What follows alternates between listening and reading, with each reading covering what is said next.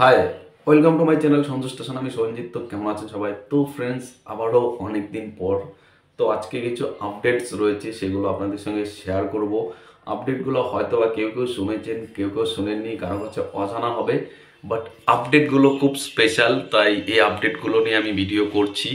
অনেকে হয়তো করেও ফেলেছে। প্রথম যে আপডেটটা সেটা হলো মির্জা এবং খাদানকে নিয়ে। মির্জা সিনেমা একটা বিরাট বড় অ্যাকশন সিনেমা হতে চলেছে, সেটা সবাই জানেন। অঙ্কুশের লুক থেকে শুরু করে সব কিছুতেই চমক রয়েছে, পাশাপাশি চমক রয়েছে খাদানেও চমকের কোনো অভাব নেই।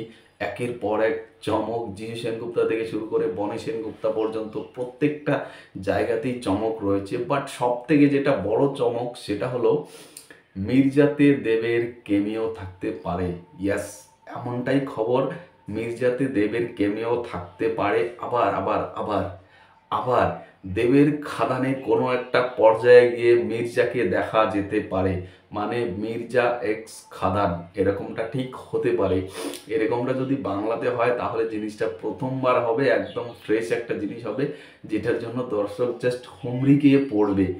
সত্যি মানে দেব অঙ্কুশ জাস্ট মানে ভাবতে অন্য একটা ফিল হচ্ছে, তাই না? জমে যাবে, পুরো জমে যাবে। পাশাপাশি অনেকে বলছিল দাদা একটা বিষয় নিয়ে কথা বলুন, সেটা হলো 2023-এর সব থেকে হায়েস্ট গ্রোসার সিনেমা হিসেবে বা গ্রোসিং সিনেমা হিসেবে চেঙ্গিসকেই সিলেকশন করা হয়েছে। সেটা বলিউড হাঙ্গামা বলে একটা পেজ, যেটা তারান আদার্স চালায়, সেই পেজটা থেকে নমিনেশন করা হয়েছে। সুপারস্টার জিদের Genghis cinema highest grossing cinema হয়েছে বাংলা ইন্ডাস্ট্রি থেকে। তো এটার জন্য একটা সত্যি ভালো লাগা। তার কারণ হলো আমরা জানি যে ওই সিনেমাটা নিয়ে অনেক জলগলা হয়েছিল, অনেকেই বিশ্বাস করতে চাইছিল না যে সিনেমাটা হিট করেছে, সুপার হিট করেছে। যাই হোক, আবলা আবলা লাস্ট পর্যন্ত এইটুকু বোঝা গেছে যে বাজি দেখিয়ে দিয়েছিল। চেঙ্গিসের দ্বারা জিৎ পুরো ভারতবর্ষকে রুল করেছিল।